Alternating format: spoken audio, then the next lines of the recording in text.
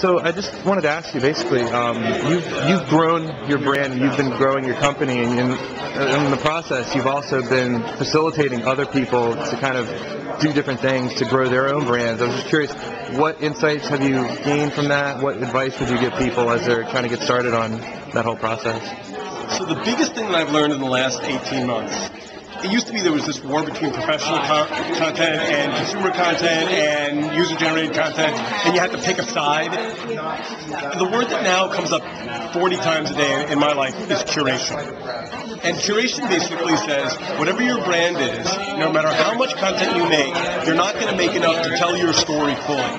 So curation basically says, make media, tell your story, then gather media from your customers, your users, your community, and repeat that, share that. And then also look at the wider web, gather content that speaks to your brand, and put that on your site or on your television channel or in your newspaper.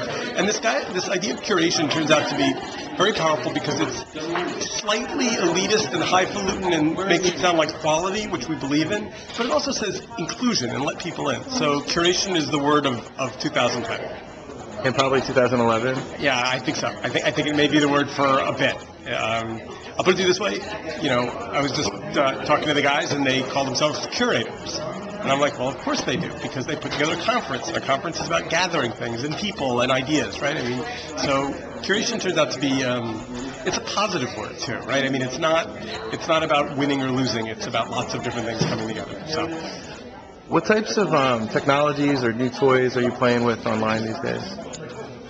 So we spend a lot of time trying to integrate multiple sets of tools. So social media tools for sure, Twitter for sure, Flickr absolutely, video from lots and lots of sources. We're spending a little bit of time starting to think about HTML5 because we think that's now a real thing. We're paying a lot of attention to obviously the iPhone and the iPad.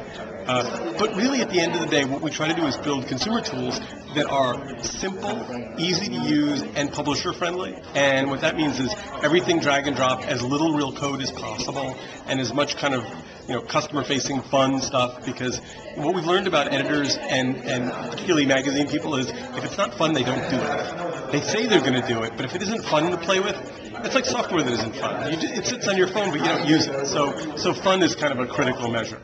Social media tools and fun. Great. Thank you so much. Sure.